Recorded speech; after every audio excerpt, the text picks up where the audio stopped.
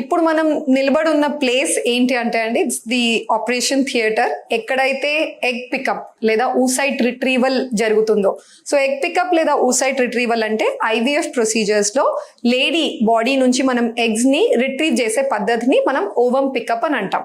So ఇక్కడ జరుగుతుంది.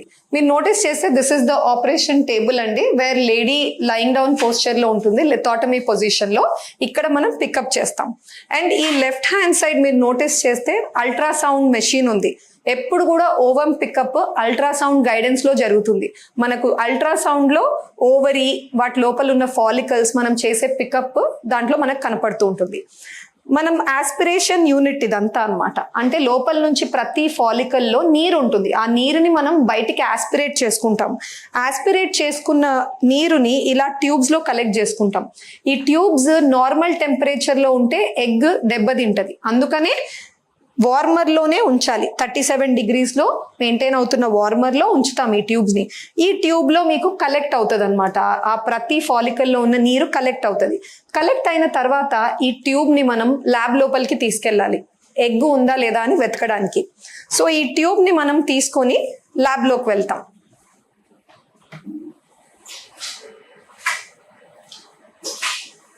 నువ్వు ల్యాబ్ లోకి వచ్చిన తర్వాత ఏం చేస్తారంటే, ఇక్కడ కూడా ఒక టెస్ట్ ట్యూబ్ వార్మర్ ఉంటుందండి.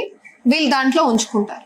పెట్టాక ప్రతి ట్యూబ్ లో ఉన్న నీరుని తీసుకొని ఇలాంటి డిషెస్ లో ఓపెన్ చేసి ఇలాంటి డిషెస్ లో పోర్ చేస్తారు ఫాలిక్యులర్ ఫ్లూయిడ్ ని. పోర్ చేశాక ఆ డిష్ ని మైక్రోస్కోప్ కింద పెడతారు.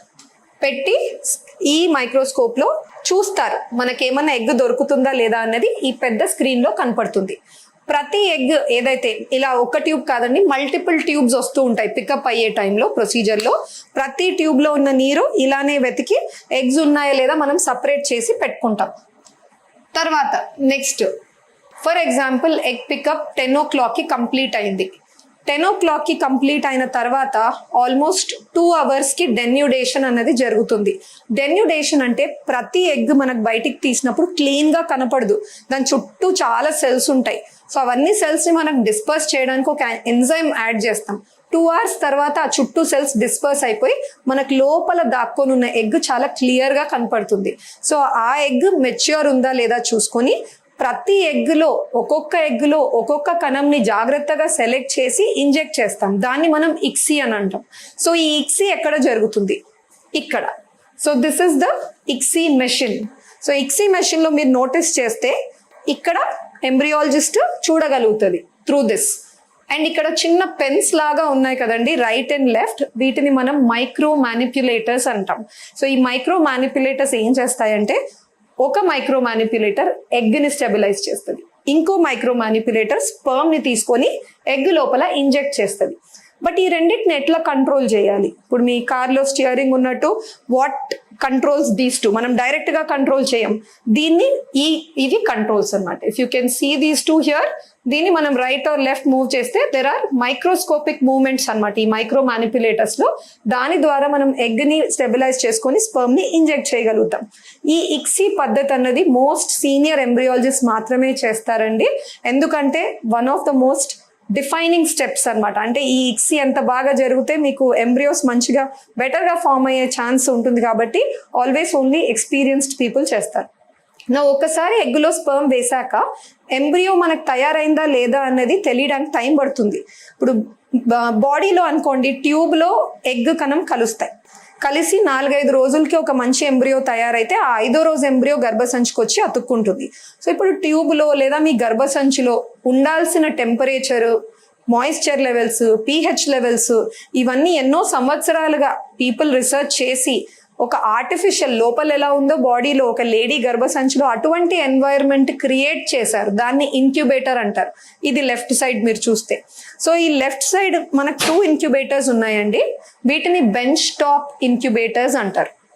సో ఈ బెంచ్ టాప్ ఇంక్యుబేటర్స్ లో మీరు నోటీస్ చేస్తే సపరేట్ స్లాట్స్ ఉన్నాయి, ఒకటే సింగిల్ ప్లాట్ఫామ్ కాదు.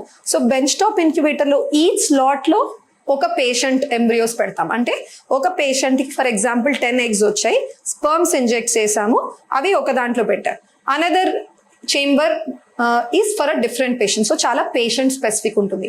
ఈ కేస్ సిస్టమ్ లేదా బెంచ్ టాప్ ఇంక్యుబేటర్స్ అడ్వాంటేజ్ ఏంటి అంటే, ఇప్పుడు వేరే పేషెంట్ ఇది ఎంబ్రియోస్ ఎలా ఉన్నాయి చూడడానికి తీసినప్పుడు వాళ్ళవి మాత్రమే ఎక్స్పోజ్ అవుతున్నాయి ఎక్స్టర్నల్ ఎన్వైరన్మెంట్ కి, ఆ ఇంకో పేషెంట్ ఎక్స్పోజ్ అవ్వట్లేదు. So unnecessary openings or unnecessary exposure to environment ఉండదు కాబట్టి బెటర్ క్వాలిటీ ఎంబ్రియోస్ వచ్చే ఛాన్స్ ఉంటుంది, హయ్యర్ సక్సెస్ రేట్స్ ఉండొచ్చు.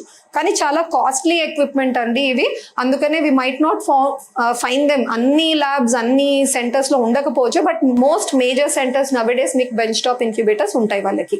నెక్స్ట్ వచ్చేసి మన రైట్ హ్యాండ్ సైడ్ చూస్తే now these are box incubators. So ఇప్పుడు మీకు ఇవి కూడా ఇంక్యుబేటరే, ఎలా అయితే బెంచ్ టాప్ ఇంక్యుబేటర్స్ ఉన్నాయో ఇవి కూడా ఇంక్యుబేటర్సే. ఈ ఇంక్యుబేటర్స్ లో కూడా ఎంబ్రియోస్ కల్చర్ అవ్వచ్చు, కానీ డిఫరెన్స్ రెండిటికి ఏంటంటే మీరు బెంచ్ టాప్ లో చూసినట్టు సపరేట్ చేంబర్స్ లేవు. ఇట్ ఈస్ మీ ఇంట్లో ఫ్రిడ్జ్ లాగా ఉంటుంది. ఇప్పుడు ఈ బాక్స్ ఇంక్యుబేటర్ అది ఓపెన్ చేస్తే అరలు ఉంటాయి షెల్ఫ్స్ లాగా. సో ఆ షెల్ఫ్స్ లో ఎన్ని కావాలంటే అన్ని డిషెస్ మీరు పెట్టుకోవచ్చు, చాలా కెపాసిటీ ఇస్తుంది. But the only down side is a person లేదా ఏ పేషెంట్ ఎంబ్రియో చూడాలి అన్నా ఆ డోర్ ఓపెన్ చేయాల్సి వస్తుంది కాబట్టి పక్కనే ఉన్న డిషెస్ వేరే వాళ్ళ పేషెంట్స్వి కూడా అన్నెసెసరీగా ఎక్స్పోజర్ అవుతూ ఉంటాయి.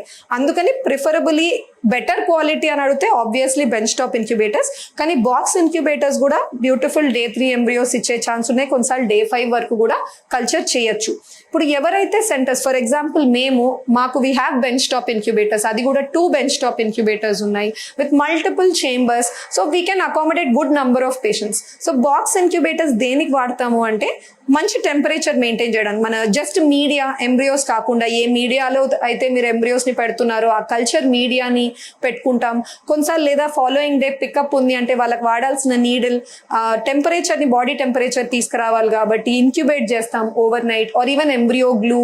సో ఇలా మీడియాని మనం ఇంక్యుబేట్ చేయడానికి ఎక్కువగా మేము బాక్స్ ఇంక్యుబేటర్స్ వాడుతున్నాం. ఎంబ్రియోస్ ని మాత్రం maximum 99 to 100% in fact bench top incubators లో మాత్రమే చేస్తున్నాం. అండ్ ఈ ఎంటైర్ ల్యాబ్ ఏదైతే ఉందో it is HEPA filters instil అయి ఉంటాయండి పైనంతా. ఇవి ఏం చూసుకుంటాయంటే మన ఎయిర్ క్వాలిటీ ఎలా ఉంది అని చెప్పేసి. ఇప్పుడు జనరల్ మీరు బయట ఉన్న ఎయిర్ క్వాలిటీని మీరు ఈ ల్యాబ్ లో మెయింటైన్ చేయడానికి లేదు, అలా ఉంటే మన ఎంబ్రియోస్ డెఫినెట్ గా దెబ్బతింటాయి. సో అందుకని ఎంతో స్టెరైల్ లెవెల్ పార్టికల్ యూనిట్స్ అని ఎన్నో నోటీస్ చేసుకొని హెపా ఫిల్టర్స్ ఇన్స్టిల్ అయి ఉంటాయి ల్యాబ్స్ కి. They maintain a very sterile and a clean environment in the lab. Thank you.